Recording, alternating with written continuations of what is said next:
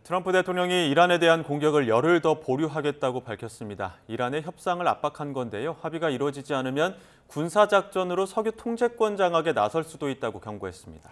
지상전에 앞선 연막작전일 것이라는 분석도 여전합니다. 열흘이 중대 분수령이 될 것으로 보입니다. 성일광 서강대 유로메나 연구소 교수, 신종우 한국국방안보포럼 사무총장과 함께합니다. 어서 오십시오. 안녕하십니까. 자, 먼저 트럼프 대통령이 열흘간 공격을 유예했는데 잘 되고 있기 때문입니까? 아니면 안 되고 있기 때문입니까? 잘 안 되고 있다고 봐야겠죠. 잘 안 되고 있다고 보셔야 될 것 같고, 뭐 시간이 많이 필요할 것 같아요. 그러니까 뭐 5일 동안 이렇게 많은 내용들을 뭐 지금 대면 협상을 하고 있는 것도 아니고 파키스탄을 통해서 이제 메시지만 계속 전달하고 전달을 받고 있는 상황이기 때문에 5일 가지고는 부족하고요. 10일 동안 더 이제 협상 내용에 대해서 양쪽의 입장을 계속 주고받을 테고요. 이게 만약에 잘 되면 이제 대면 협상으로 가겠죠. 그런데 뭐 아직 대면 협상 얘기는 나오지 않고 있는 것이고, 트럼프 대통령 입장에서는 이제 시간을 좀 벌어야 될 필요가 있을 것 같습니다. 뭐 계속해서 전략 자산을 또 배치를 하고 있고 병력 증파를 또 얘기하고 있고, 지금 바로 또 월스트리트저널에서 한 1만 명 정도 추가 병력을 이쪽에 투입할 수 있다 준비를 하고 있다는 보도도 나기도 했습니다. 그래서 결국 이제 플랜 B를 가동하고 있는 것이고, 그래서 그렇지만 어쨌든 이란에게 외교적으로 풀 수 있는 모든 시간을 한번 줘보겠다. 그리고 내가 할 수 있는 거는 다 해보고, 외교적으로 할 수 있는 건 다 해보고, 안 되면 나는 이제 군사적 수단을 쓰겠다, 이런 생각을 하고 있을 겁니다. 그렇기 때문에 다시 한번 연장을 해서 어렵지만 어쨌든 이란과 대화의 기회를 찾아보겠다, 이런 노력으로 볼 수 있겠습니다. 사무총장께서는 어떻게 좀 해석하십니까? 글쎄요, 지금 협상을 지금 진행 중이잖아요. 그 협상을 진행 중인데 그 협상의 그 대상자가 지금 우리가 좀 잘 모르고 있잖아요. 트럼프는 누구가 대상하고 있다 하는데, 근데 저기 중동 쪽에 나온 뉴스에 따르면 그 이란 대사들이 좀 주축으로 돼서 하고 있다고, 파키스탄 주재 이란 대사들이 하고 있다는 얘기했는데, 정확하게 그 정보 전달은 잘 안 되는 것 같아요. 그러다 보니까 지금 온갖 뭐 지금 얘기들이 뭐 파키스탄에 주재한 이란 대사들 얘기만 듣고 하는지 잘 모르겠지만, 뭐 이런 뭐 그 대면 접촉 시는 뭐 좀 길어지지 않을까 좀 생각이 좀 됩니다. 네. 자, 트럼프 미국 대통령은 공격을 유예하는 배경으로 이란의 요청이 있었다. 그러니까 이란이 바라고 있어서 내가 그렇게 결정을 했다, 이렇게 이야기를 했는데요. 더 나아가서 이란의 석유 통제권을 장악할 수도 있다, 이런 발언도 내놨습니다. 함께 들어보시죠. I say they're lousy fighters, but they're great negotiators. They are begging to work out a deal. I don't know if we'll be able to do that. Are you thinking of taking control of Iran's oil? It's an option. I mean, I wouldn't talk about it, but it's an option. Is that something you thought about? Well, in Venezuela, we've done very well working with Venezuela. They don't, we're their worst nightmare. In the meantime, we'll just keep blowing them away, unimpeded, unstopped. Well, there's not a thing they can do about it. They can't do anything about it. 앞서서 며칠 전에는 지옥이라는 헬이라는 단어로 또 내놨었고요. 방금은 또 악몽이 될 것이다라고 하면서 압박에 나설 것을 종용하고 있는 모습입니다. 그러면서 이 석유 통제권을 장악할 수도 있다, 이런 이야기를 하면서 베네수엘라 시나리오를 구축하는 거 아니냐, 이런 해석이 나오던데 어떻게 보십니까? 글쎄요, 이란은 베네수엘라가 아니잖아요.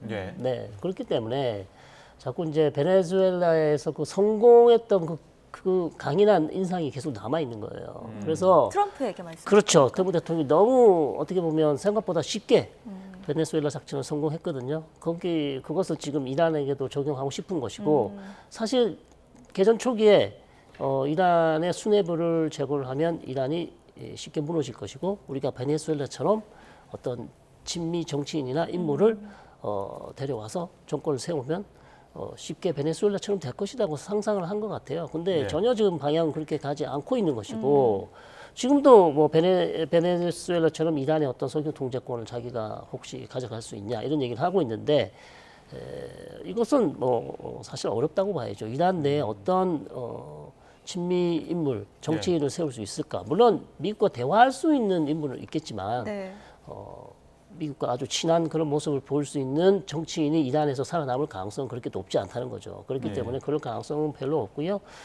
통제권 장악이라기보다는 혹시 미국과 이란 간의 관계가 좋아져서 이란 내에 지금 상당히 노후된 정유 시설이나 플랜트 시설을 미국 업체가 들어가서 새로 건설할 수 있는 기회, 사업 기회는 혹시 관계가 좋아지면 가질 수 있겠지만 석유 통제권은 아직까지는 저는 어렵다고 봅니다. 예, 그 이유 중에 하나가 지금 호르무즈가 막혔기 때문에 계속 이제 압박을 받고 있는 상황인데 트럼프 대통령은 합의만 되면 호르무즈부터 일단 개방이 될 것이다 이런 얘기도 했고요. 또 나토에 대한 서운한 마음을 또 이야기했습니다. 우리 안 도와줬지 기억할 거야 이런 얘기했는데 지금 상황에서 호르무즈와 나토에 대한 이야기는 왜 했을까요? 뭐 나토부터 얘기하면 예. 뭐 루비오 국무장관도 오늘 그 나토에 대한 불만을 표시했습니다. 나토가 결국 나토는 이란 전쟁을 우리의 전쟁이 아니라고 한다 예. 하면서 우크라이나 전쟁은 미국의 전쟁이 아닌데 우리가 도와주고 있지 않느냐는 그런 동맹의 어떤 자존심을 건드리는 또 발언을 좀 했습니다. 그러니까 우크라이나 전쟁은 우리 게 아니라는 표현은 뭐냐 하면서 일부 언론 보도에 나온 바에 따르면 우크라이나의 전쟁할 지원 무기를 지금 이란 중동으로 보내겠다. 네. 이제 앞으로 군사 지원을 끊어버리겠다 하는 거예요. 앞으로 계속 이렇게 참여 안 하면 예. 뭐 그런 상황이 되겠고 결국은 이제 나토의 그 이란 전쟁의 지원과 참전을 요구하는 그런 발언을 했죠. 예. 약간 협박성 발언을 했고요. 그리고 지금 호르무즈 해협에 합의를 해서 과연 이란이 합의를 할까? 예. 그 합의의 결과가 뭘까를 우리가 좀 생각해 봐야 되는데 네. 제임스 매티스라고 하는 이제 트럼프 일기 때 그 좀 국방장인데 미국에서 아주 존경받고 있는 군인 출신의 장관분이 계신데 그분이 요즘 이제 이란 전쟁을 많이 좀 비판하고 있습니다. 비판하면서 그 지금 우리의 선택지가 많지 않다는 얘기를 많이 해요. 결국 뭐냐면 우리가 만약 미국의 승리를 선언하면 이란은 분명히 호르무즈 해협에 자기들 소유권을 가져갈 거다. 그런 얘기를 마지막에 했습니다. 미국의 합의라는 게 결국 호르무즈 해협의 개방이지만 그 소유는 이란이 가지게 될 가능성이 높다고 경고하고 있는 거죠. 네. 예. 지금 트럼프가 기억할 것이다라고 이야기를 해서 워딩이 뭔가 보복이 있을 것이다 이런 해석도 나오는데 어떻게 전망하세요? 글쎄요, 자꾸 이제 뭐 자기 도와주지 않는 것에 대해서는 계속 기억을 네. 하겠다. 나토도 그렇고 지금 아시아 국가들에 대해서도 군함 파견에 대해서 그렇게 뜨뜻미지근한 답변을 한 국가들에 대해서 반드시 기억을 하겠다. 예.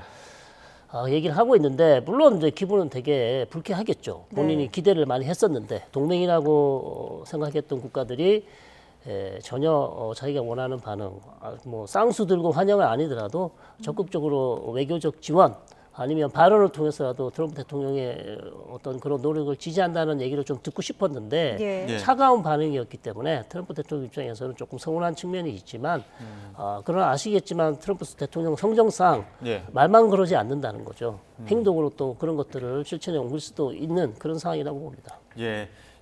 트럼프 대통령은 협상은 잘 되고 있다 하면서도 군사적인 움직임도 있고 다시 또 열을 유예하는 방향들 이런 부분들이 있다 보니까 이란이 이거 삼중 기만 공작이다 이런 이야기도 하고 있거든요. 네. 이래서 더 대화가 안 되는 걸까요? 저는 그러니까 전쟁을 준비하는 시간을 벌기 위해서 지금 트럼프 대통령이 계속 협상 이렇게 던진다고 생각하지는 않아요.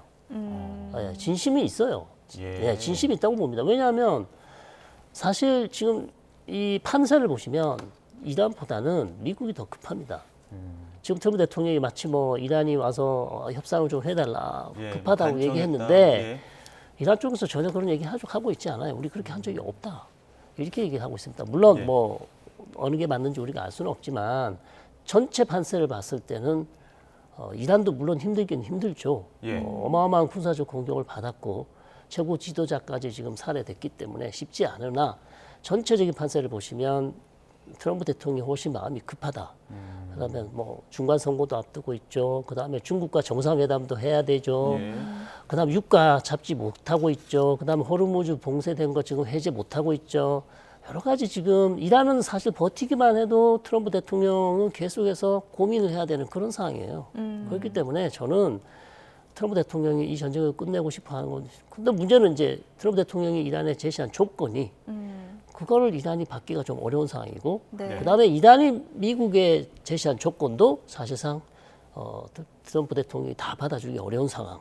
이 상황이 지금 강대강 이런 상황인데 이거는 이제 본인들이 원하는 조건을 낮춰야 되죠. 네. 협상에 들어가서 낮춰야 되는데 그것도 한계가 있죠. 뭐 가장 중요한 핵심 내용은 계속 주장하고 고수를 할 거잖아요. 그렇기 때문에 저는 협상이 어렵게 가고 있는데 트럼프 대통령은 분명 원하는 건 맞다. 그러나 시간을 벌어서 지금 군사 작전을 확실하게 준비하기 위해서 하는 그런 협상은 아니라고 봅니다.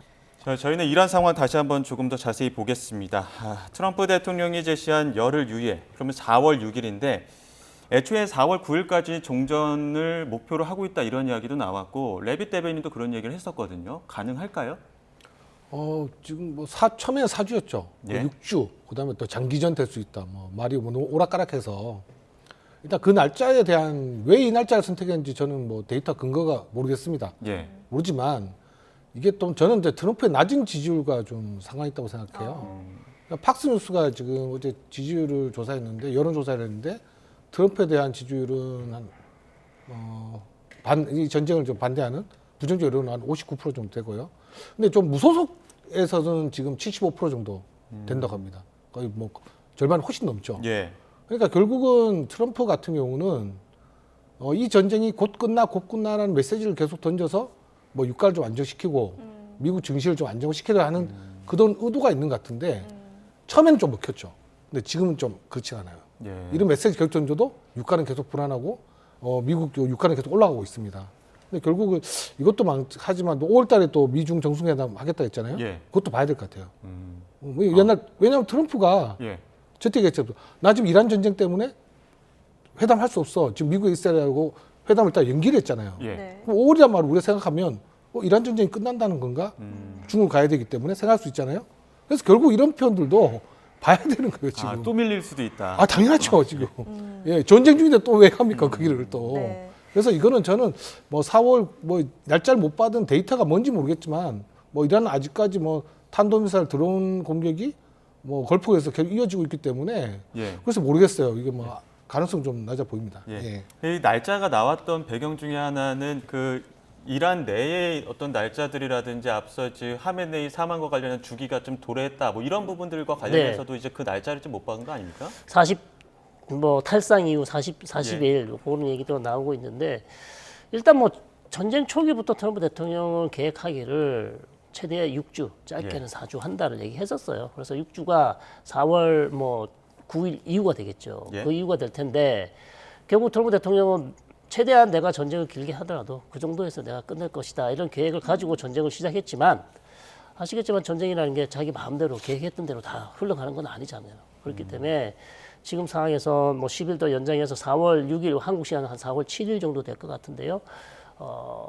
저는 거기에 꼭 연연하지 않을 거라고 봐요. 만약 여기서 남은 기간 동안 어떤 돌파구가 마련되지 않는다면 트럼프 대통령이 또 유예 기간을 줄지 예. 아니면 여기서 지금 준비 중인 어떤 군사 작전을 실행에 옮길지 네. 트럼프 대통령이 이제 결정할 일만 남았다 이렇게 봅니다. 네. 지금 트럼프의 계획대로 흘러가지 않을 것에 대한 변수 중에 하나도 이스라엘이 꼽히던데 네. 이스라엘은 지금 전쟁이 빨리 끝나지 않기를 원하고 있다 이런 해석들이 있어서요. 네. 이스라엘이 변수가 될 가능성은 어떻게 보세요? 변수가 되지는 않을 것 같아요. 빨리 끝나지 않기 바라는 건 맞죠. 전쟁이 좀 길어졌으면 좋겠다. 자신들에게 좀 충분한 시간이 주어지고 그다음에 본인들이 원하는 이란 내 어떤 군사시설 여기에 대한 확실한 제거를 원하고 있지만 트럼프 대통령의 어떤 그 계획 안에 이스라엘도 포함되어 있습니다. 그렇기 때문에 이 전쟁은 이스라엘 혼자 시작한 전쟁이 아니고 네. 예. 트럼프 대통령이 시작한 전쟁이고 이스라엘과 같이 전쟁을 시작했기 때문에 끝나는 것도 같이 끝나야 된다. 예. 이렇게 저는 생각하고 있습니다. 트럼프 대통령 입장에서는 나름의 명분을 찾는 출구 전략들도 모색하는 그런 발언들도 있었습니다. 사우디가 먼저 다시 말씀드리겠습니다. 이스라엘이 먼저 공격에 대한 어떤 명분을 제공했다거나 아니면 헤그세스 국방장관이 전쟁 맨 처음에 시작하자고 했다거나 이렇게 어떤 명분을 다른 쪽으로 좀 돌리려는 더 책임을 돌리려는 전가하려는 움직임은 어떻게 보십니까? 안 좋죠. 당연히 뭐 지금 근데 가장 이제 우리가 좀 전략가들이 좀 그렇게 쉽게 얘기하면 뭐 호름지는 그러니까 중동 지역 전체는 아주 안보적으로 불안하고 불안정한 지역입니다. 예. 그런데 어떤 정책을 결정하는데 아주 신중해야 되고요. 예. 정확을 해야 됩니다. 그래야지 국민들의 신뢰를 얻고 국제의 신뢰를 얻을 수 있는데 트럼프의 돌출된 발언은 너무 많았죠. 뭐 과거에 뭐 얘기를 좀 하자면 그 메티스가 경질된 이유도 뭐 시리아에서 미군을 철수를 갑자기 해버렸죠. 그 시리아에서 미군을 철수하면 물론 IS하고 격퇴전을 하고 있지만 이란뿐만 아니라 러시아의 어떤 세력을 좀 늘릴 수 있다는 그런 반대를 했었는데 불구하고 트럼프가 전쟁 비용 많이 든다면서 해버린 거예요. 예. 근데 그때 당시에 시리아의 전투한 전쟁 비용 훨씬 더 이번에 300조 정도 들어간다고 하잖아요. 그래서 보면은 결국은 뭐 최근에 헥스에서 경질료는 높아지고 그 뭐 메티스 같은 전략가도 있었으면 분명히 이 정도에 반대했을 거고 덴케인도 분명히 반대를 했을 겁니다. 예. 약자면 정도. 근데 결국은 뭐 헥스에서 같은 경우는 경험이 좀 쌓습니다. 네. 앵커 출신을 하고 물론 앵커를 했다고 뭐 너무 폄하하는 건 아니지만 너무 어떤 이제 자신감들 어떤 공순만으로 모든 우리의 전쟁 목표를 달성했다는 오판을 했고 트럼프가 이걸 받아들이면서 뭐 그 책임을 좀 전가하는 거죠, 당연히. 예. 자, 그리고 이번 전쟁으로 인해서 혁명수비대, 이슬람 혁명수비대에 입지만 다지게 해주는 꼴이 됐다. 결과적으로 실제로 공습 이후에 혁명수비대 중심으로 더 결속하는 모습을 보여주기도 했거든요. 네. 이게 미국 입장에서는 협상에 또 난제가 되기도 할 것이고 이스라엘 입장에서는 이스라엘의 목표가 또 정권 교체이기 때문에 이 부분에 대해서 장애물이 되지 않습니까? 뭐 실패한 거죠, 쉽게 말해서. 이스라엘과 미국이 계획했던 어떤 정권 교체.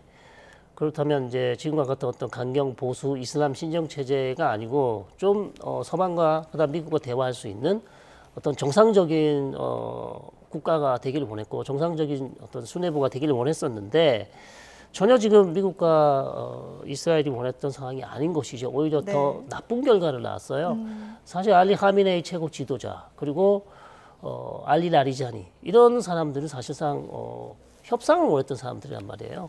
대화가 통하는 사람들이었었어요. 예. 근데 지금 실권을 장악하고 있는 혁명수비대 강경파들은 이 정치인들보다 훨씬 강경한 사람들입니다. 협상보다는 무력 대결, 강대강 이런 거를 원하는 사람들이기 때문에 예. 사실 미국과 이스라엘이 원했던 상황과 정반대의 결과. 그렇기 때문에 앞으로 이란의 어떤 수뇌부가 이란의 어떤 집권 세력이 어떻게 바뀔지 모르겠지만 현 시점으로 봤을 때는 상당히 강경 노선으로 갈 가능성이 높고 추후 이 전쟁이 끝나더라도 이란이라는 국가는 지금까지 우리가 알아왔던 최고 지도자 시스템의 어떤 그런 국가와는 조금 다른 혁명 수비대가 모든 것을 주로 관리하는 그런 국가가 될 가능성이 상당히 높아졌다 이렇게 말씀드릴 수 있습니다. 네, 협상이 난항을 거듭할수록 군사적인 긴장감은 더욱 높아지고 있습니다. 미국은 최후의 일격을 위한 군사작전 채비도 멈추지 않고 있는데 이런 상황에서 예멘의 친이란 후티 반군도 참전 가능성을 시사하면서 긴장감이 더욱더 고조되고 있는 상황입니다. 관련 목소리 듣고 오시죠. و درسی رو بگیرن دشمنان ما که دیگه هوس حتی حمله به ایران رو در سر نداشته باشن و دومی که خسارات مردم ایران پرداخت بشه. نحن ندعو كل بلدان العالم الإسلامي إلى التعاون صفا واحدا لوضع حد للعربدة الصهيونية والطغيان الأمريكي الرامي إلى تنفيذ المخطط الصهيوني الذي يستهدف هذه الأمة بكلها. 지금 이 후티 반군까지 참전을 하게 되면 전장은 또 다른 양상으로 번지는 거 아닙니까? 예, 모스타파의 첫 성명에서 제2전선이 아니긴 나왔죠. 전선을 확대하겠다. 이제 그 카드가 나오기 시작한 겁니다. 한 달 만에. 예. 자, 이제 후티 반군도 지난 한 달 동안 거의 공격을 하지 않았습니다. 거의 예. 참전 안 하고 저는 그 의외더라고요. 후티가 분명히 들어올 줄 알았는데 안 들어오더라고요. 자, 그럼 이제 제2전선이 펼쳐지는데 바브 엘만데르 해협 같은 경우는 원유수량의 12% 차지하는 곳입니다. 그러면 이제 호르무 해협 포함해서 32%가 되는 거죠. 제3의 올쇼크 올 수도 있습니다. 예. 이게 이제 제2전선이 펼쳐지는 건데요. 자, 근데 보면은 이제 UAE도 마찬가지 호르무 해협이 봉쇄가 되고 하니까 과거부터 송유관을 뚫으면 거기가 보통 일일 지금은 최대 생산해서 380만 배럴 정도로 나온다고 하는데 이제 그쪽 쪽도 막아버리겠다는 거예요. 그러니까 결국 이란의 이란뿐만 아니라 우리가 저항의 축 세력들은 우리 허락 없이는 중동에서 한 방울의 기름도 못 빠져나간다. 그런 이제 압박을 하고 있는 겁니다. 예. 예. 네. 트럼프로서 당연히 압박될 수밖에 없죠. 예. 아까도 짚어주셨지만 그 기간 내에 트럼프에게 어떤 돌파구가 나오지 않는다면 군사작전에 돌입할 수도 있다. 네. 이런 이야기 하지 않으셨습니까? 네. 지상전 이야기가 끊이지 않고 있는데 네. 하르그 섬에 이미 지금 미군의 병력들이 총 집결하고 있다는 이야기도 나오고 있고요. 미사일을 뭐 추가로 배치하고 있다 이런 네. 속보도 계속 나오고 있습니다. 만약에 미군이 하르그 섬에 배치가 된다면 인명 피해도 상당할 것 같은데요. 그렇죠. 대부분의 군사 전문가들이 그 얘기를 하고 있어요. 만약에 하르그 섬을 뭐 봉쇄를 하거나 네. 아니면 미군이 들어가서 점령을 하는 작전을 개시한다면 상당히 미군 사상자가 크게 나올 가능성이 높다. 그리고 작전은 되게 어려운 작전이 될 것이고 일단 군함이 들어가지 못한다는 얘기죠. 하르그 섬은 페르시아만 저 안쪽 끝까지 들어가야 돼요. 네. 그러면 이란 영토가 상당히 가깝단 말이죠. 그럼 이란 영토에 있는 혁명수비대가 그 섬을 향해서 얼마든지 공격할 수 있는 그 거리란 말이죠. 그러니까 여기를 어떻게 미군이 들어가서 점령을 할지 결국 이제 헬기를 타고 미군 병력이 내려가야 된다. 내려가서 점령하는 방법밖에 없단 말입니다. 그러면 헬기가 그렇게 공중에 떠 있을 때 예. 혁명수비대는 공격을 하겠죠. 뭐 이런 상황을 생각해 볼 수 있는데 트럼프 대통령은 계속해서 하르그 섬을 계속 얘기를 해왔어요. 네. 그래서 아마도 협상이 실패로 돌아가면 이 여러 가지 작전 중에 하나가 하르그 섬이 될 가능성이 높다는 얘기가 계속 나오고 있긴 합니다. 그 외에 그 최후 일격의 옵션을 준비 중이라고 했는데 그 옵션 중에는 하르그 섬에 대한 봉쇄 혹은 침공 외에도 주변 도서를 점령하거나 아니면 이란산 원유 수출을 선박을 좀 차단하거나 이런 옵션들도 있는 것 같은데 거기에 대해서 어떻게 보십니까? 일단 가능성 좀 낮아 보입니다. 좀 뭐 지금 뭐 모르겠습니다. 뭐 트럼프 입장에서는 좀 지지율이 낮기 때문에 뭐 그 미국의 군사 전문가들은 뭐 정치적 성과를 얻기 위해서 지금 지상전 할 것이라 감행하지만 뭐 사상자는 각오해야 됩니다. 어제도 보면 차바흐르 상공에서 뭐 확실히 밝혀지지 않았지만 미군의 F-18 전투기가 맨패드라고 합니다. 휴대용 지대공 미사일. 그게 지금 피격 당할 뻔하다가 간신히 빠져나간 영상이 공개되고 있었는데 예. 뭐 미국은 아직까지 격추된 비행이 없다고 주장하고 있습니다. 하고 있는데 그런 휴대용 지대공 미사일 많거든요. 지금 하르그 섬을 장악한다 치더라도 물론 지뢰가 있겠죠.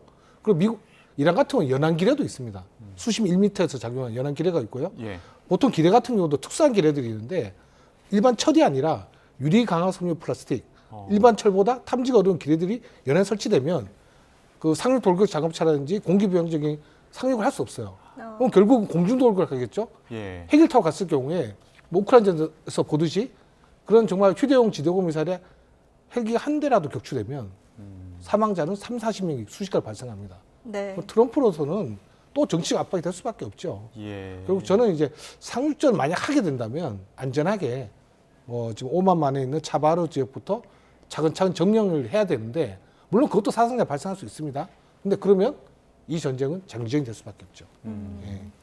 지금 미군의 이런 지상전 배치뿐만 아니고 이란에서도 지상전을 준비하고 있는 듯한 모습이 나오고 있습니다. 하르그 섬 해안선에 지뢰나 또 미사일을 추가적으로 배치하는 모습이 포착되고 있는데 만약에 지상전으로 이렇게 강대강 맞서게 된다면 이게 이란에게 지금 싸울 수 있는 여력이 남아있는 상태입니까? 아직은 남아있죠. 이란 뭐 지금 최근 보도에서 보시면 아시겠지만 탄도미사일이 전쟁 전에 한 2,000에서 2,500기 정도 있었는데 지금 남아있는 게 1,000기 정도 된다. 네. 뭐 1,000기가 아니더라도 뭐 몇백 발, 700발, 800발 정도는 있다고 보실 수 있는 거고 드론 같은 경우는 탄도미사일보다 훨씬 숫자가 많다고 보고 있기 때문에 얼마든지 미국을 괴롭힐 수는 있지만 네. 여전히 뭐 그것은 또 이란이 실제 그렇게 가지고 있는지 지금 정확하게 우리가 확인할 수는 없습니다. 다만 지하 시설에 숨겨놓은 그런 무기들이 많이 있을 가능성은 충분하다. 이렇게 볼 수 있겠습니다. 지금 주변국 중동 6개국에서도 공동 성명 발표했는데 네. 이란 공격에 대해서 자위권 행사 가능성이 있다 이렇게 권고를 했거든요. 네, 네. 이렇게 되면 또 다시 한번 또 확전되는 경향이 있을 것 같은데. 그렇죠. 이 부분은 좀 상당히 지금 우려되는 게 전쟁이 계속 길어진다. 예. 그리고 이란이 지금 한 달 동안 그렇게 해왔듯이 추가적으로 또 걸프 국가들에 대해서 공격을 진행한다. 계속 네. 이어간다면 사실 사우디나 아랍에미리트 같은 국가들은 이제 인내심이 바닥나고 있다. 여러 차례 이제 경고음을 냈습니다. 그래서 더 이상 공격하지 말라고 경고를 하고 있지만 이란은 지금 그 얘기를 듣고 있지 않아요.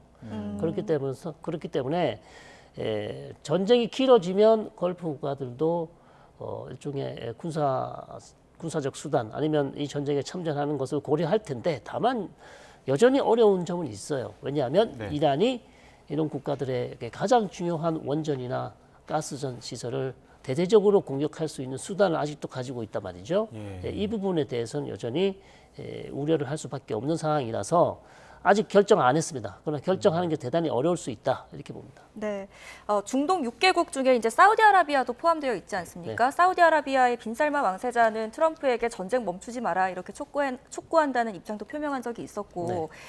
만약에 이 군사 행동을 사우디아라비아가 주도할 가능성은 어떻게 보세요? 그 정도까지는 아닐 것 같아요. 지금 6개 국가 네. 중에서 그럴 수는 있죠. 그럴 수는 있습니다. 그리고 사우디아라비아가 지금 가장 어떻게 보면 언론 보도에 따른 가장 강경한 입장이다. 네. 이란 정권을 이대로 그냥 무너뜨리지 않고 전쟁을 끝내는 것은 중동 지역 영내 안전에 도움이 되지 않는다. 그래서 미국 측에다가 계속 요구하는 게 기왕 이렇게 된 상황에서 차라리 이란 정권을 무너뜨리고 새로운 정권을 세우는 게 낫다고 지금 계속 요구를 하고 있어요. 그렇게 조언을 하고 있습니다. 그런데 미국 입장에서는 지지해 주는 것은 좋으나 네. 이 정권을 과연 무너뜨릴 수 있는 어떤 그런 작전을 수행할 수 있을지 예. 그거는 저희가 뭐 알 수가 없는 그런 상황이죠.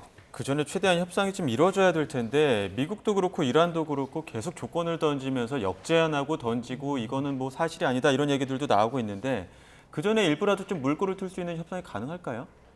일단 뭐 15개 중에서 뭐 3개를 뭐 이렇게 축약해 보면 뭐 핵무기 개발 포기해라. 예. 그리고 탄도미사일 그냥 좀 제한해라. 그다음에 호르무즈 해협 써라. 개방해라. 예. 요 3가지잖아요. 딱 줄여 보면. 세우는데 핵무기는 할 수 있을 것 같아요. 저는. 핵무기는 이미 작년 6월에 미드나잇 해머 작전으로 핵시설이 대부분 파괴됐고 아마 이란도 지금 400km 어딘지 잘 모를 것 같은데 뭐 미국은 뭐 전쟁 명분을 세웠으니까 또 그런 측면이 좀 있죠. 따지고 보면. 근데 또 두 번째는 뭐냐면은 그 호르무즈 해협에 대한 개방적인 문제인데 예. 아마 이 부분은 미국이 어느 정도 동의를 해줄 수밖에 없을 것 같아요. 종전을 하려면 방법이. 그래서 결국은 그런 점을 본다면 아마 좀 이 3가지 협상 중에서 핵무기는 뭐 이란이 좀 받아주고 탄도미사일은 모르겠어요. 그건 포기 안 할 것 같아요. 뭐 호르무즈 해협까지는 어느 정도 해줘야 돼요. 왜냐하면 미국 지금 이란이 저 통일세를 뭐 200만 달러, 우리나라 30억 정도 받는다고 하잖아요. 예. 연간금 10조라고 합니다. 네. 뭐 그 정도면 하는 것은 포기할 수 있죠. 예. 이란 같은 경우는. 그럼 보면 결국 이란은 뭐 또 얘기한 게 전쟁 그 피해 배상금 내놔라 할 수도 있잖아요. 트럼프는 승전했다고 했는데 어떻게 배상금 줍니까? 호르무즈 해협 통행만 해가 통행세만 허가해 주면 물론 모르겠어요. 지금은 좀 비쌀지 몰라도 뭐 110조 정도 돈 연간 들어올 수 있는데 그걸로 이제 마무리하고 그런 협상을 할 가능성도 있죠. 예. 네. 말씀하신 것처럼 이번 전쟁의 핵심 중에 하나가 바로 호르무즈 개방 여부입니다. 트럼프 대통령이 이란이 준 선물에 대해서 자랑을 한 적이 있었는데요. 그에 관련해서 이렇게 설명했습니다. 들어보시죠. They said to show you the fact that we're real and solid and we're there. We're going to let you have 8 boats of oil. I said, well, I guess we're dealing with the right people. And actually, they then apologized for something they said, and they said, we're going to send 2 more boats. They are begging to make a deal. We'll see if we can make the right deal. And if they make the right deal, then the strait will open up. Hormuz Strait will open up.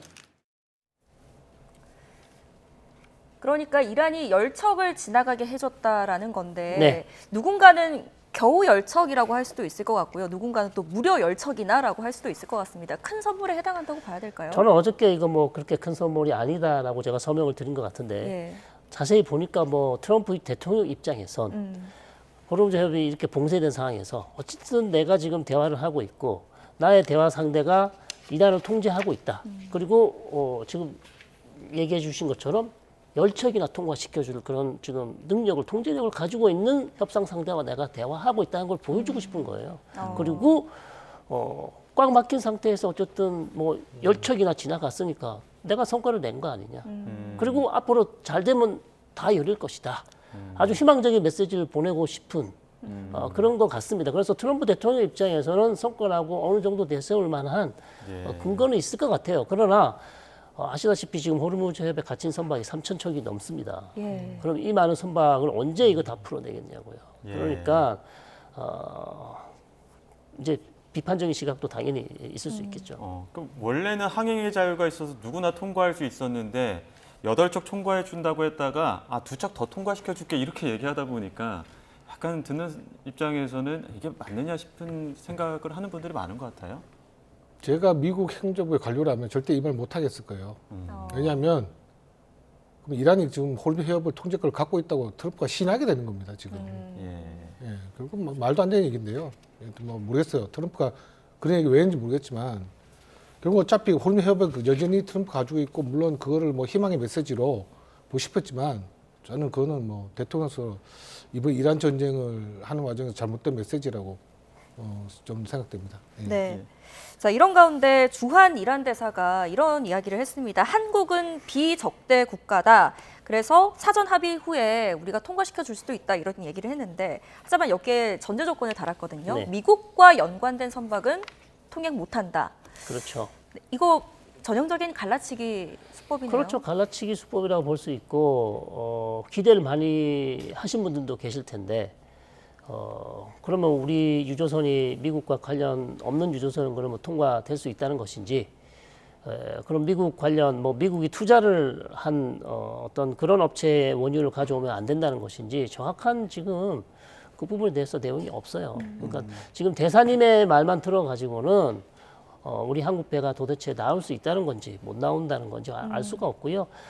제 생각에는 아직 이란 내부에서도 어떤 자기들의 기준이 정해지지 않은 것 같아요. 계속해서 대화를 하고 있을 것이고 어떤 기준을 마련할지는 모르겠어요. 예. 그렇기 때문에 사실 여기에 기대를 걸기는 좀 어렵다. 뭐 갖다 붙이기 나름이죠. 당신 뭐 미국제 쓰지 않았냐? 예. 이런 거 얘기해버리면 그냥 통과 못한다는 거잖아요. 예. 그렇기 때문에 여기에 기대를 걸기보다는 국제사회와 함께 이 문제를 해결할 수 있는 거기에 우리가 노력을 좀 경주해야 될 것 같고요. 물론 대화의 채널은 계속 유지는 해야겠죠. 네. 대화 채널은 유지를 하되 국제사회와 함께 이 문제를 풀 수 있는 방안이 더 빨리 노력을 해야 되겠다 생각합니다. 예. 그러니까 묶여 있는 선박은 우리 선박인데 네. 그 선박과 관련된 회사들이 미국 회사들과도 굉장히 많이 좀 엮여 있기 때문에 어떻게 보면 이란 입장에서는 비적대 국가긴 하지만 행동 조심해라라고 어떤 경고성 멘트일 수도 있을 것 같은데요.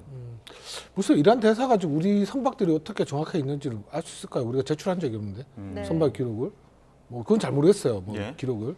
근데 지금 선박 통행이 좀 정확하지 않는데 이렇게 되고 있다고 합니다. 선주들이 이란 혁명수비대와 직접 접촉하는 건 아니라고 하더라고요. 아, 예. 중간에 중개상이 있다고 합니다. 예. 그 중개상을 통해서 하는데 중개상이 그 통행을 원하는 선박의 기록을 주면 그 기록을 가지고 이란 혁명수비대 심사를 해서 하는 과정이에요. 근데 이란 대사가 지금 이 선박 통행에 개최 권한이 없습니다. 네. 혁명수비대가 가지고 있는 거예요. 가지고 있는 거니까 예. 이란 대사 입장에서는 내가 잘 모르는 정보인데 난 알 수 없다고 할 수밖에 없죠. 예. 예. 그리고 뭐 지금 또 하나 이게 뭐냐면 이건 뭐 정확하지는 않습니다. 중독자들은 뭐 소식들이니까 예. 위안화 결제를 요구한다면 위안화. 오히려 뭐 중국이 또 진행해 예. 위안화 결제를 요구한다고 하니까 뭐 이번 전쟁에서 이득을 뭐 우리 다 고통받고 있지만 예. 뭐 첫 번째 러시아도 이득을 봤죠. 원유 수지 재개됐으니까. 두 네. 번째는 중국도 위안화의 가치가 올라갈 수 있는 거예요. 예. 그 미국으로서는 정말 이 전쟁을 왜 했는지는 정말 그 트럼프는 나중에 끝나고 나서 물론 뭐 미국 내 여론이 있겠지만 예. 뭐 정말 오판은 뭐 정말 한 것 같습니다. 예. 뭐 경제적인 측면에서 선박 통행에 어떤 지장이 있는 부분이 좀 큰 타격이 있겠지만 그보다 더한 것들이 우리 국민의 안전 때문에라도 좀 조속하게 이 사태가 좀 해결되기를 바라보겠습니다. 두 분 이야기는 여기까지 듣겠습니다. 지금까지 성일광 서강대 유로메나 연구소 교수, 신종우 한국국방안보포럼 사무총장 두 분과 함께했습니다. 고맙습니다.